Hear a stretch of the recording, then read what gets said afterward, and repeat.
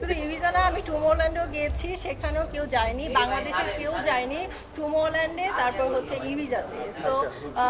আমার তো খুব ভালো লাগছে, আমি বাংলাদেশি হয়ে আপনারা দেখবেন আমার ইনস্টাগ্রামে পিকচার মানে ভিডিও আছে, আমি আমাদের বাংলাদেশের ফ্ল্যাগ নিয়ে উড়িয়েছি ওখানে। আচ্ছা, আচ্ছা। তো অনেক দেশ থেকে আসে, যেমন ব্রাজিল থেকে আসে, তারপরে যে মানে যেই দেশ থেকেই যায় যারা টিকিটটা পায় তারা কিন্তু ওদের দেশের ফ্ল্যাগ নিয়েই যায়। সো এটা আসলেই মানে প্রাউডের বিষয় যে আমাদের দেশ থেকে আমি গিয়েছি, সবাই ওখানে জিজ্ঞেস করছে যে তোমার দেশ কোথায়। সো আমি তাদেরকে বলতেছি আমার দেশ হচ্ছে বাংলাদেশ।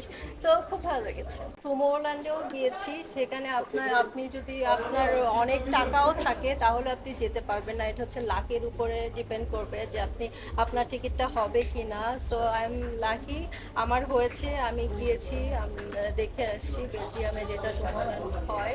সো আমার মোটামুটি সব কিছুই দেখা শেষ।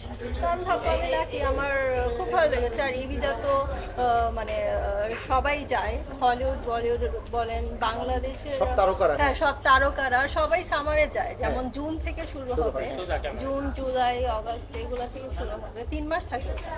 তো সবাই যায়, সবাই ওখানে ভালো লাগে, ওখানে এত সুন্দর বিচ, মানে আপনি গেলে পাগল হয়ে যাবেন। আমার তো খুব ভালো লাগে।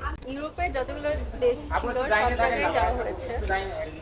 হ্যাঁ হ্যাঁ আপু, হ্যাঁ ইউরোপ ট্যুরটা একটু শুনতে আর চাচ্ছি। আমার ভালো লেগেছে সুইজারল্যান্ড। সুইজারল্যান্ড। হ্যাঁ, আমার মনে হচ্ছে হ্যাভেন। সো আমার ওইটাই ভালো লেগেছে। আপু। আমার মনে হয় যে আমি একটু সুইজারল্যান্ড যাই। আর ওখানে ইন্টারল্যাকেন যে একটা ভিলেজ এক্স্যাক্টলি আছে, ওইটাই বলতে যাচ্ছিলাম। হ্যাঁ ওখানে যে আমি কিছু মানে দরকার হলে 1 মাস থাকবো, আমি আচ্ছা। জাস্ট দেখবো। আমি যখন সুইজারল্যান্ডে যাই ইন্টারল্যাকেনে, ইন্টারল্যাকেনে। তখন আমি কিন্তু পিকচারও বেশি তুলিনি, কারণ পিকচার তুলতে গেলে তখন দেখা যাবে আমি ভিউটা দেখতে পারবো না। এই জন্য আমি পিকচারও বেশি তুলিনি, ভিডিও বেশি করি না, আমি জাস্ট তাকাই ছিলাম ওয়াও, মানে আসলে পৃথিবীতে এত সুন্দর জায়গা আছে। সো হ্যাঁ, এটা হ্যাভেন লেগেছে।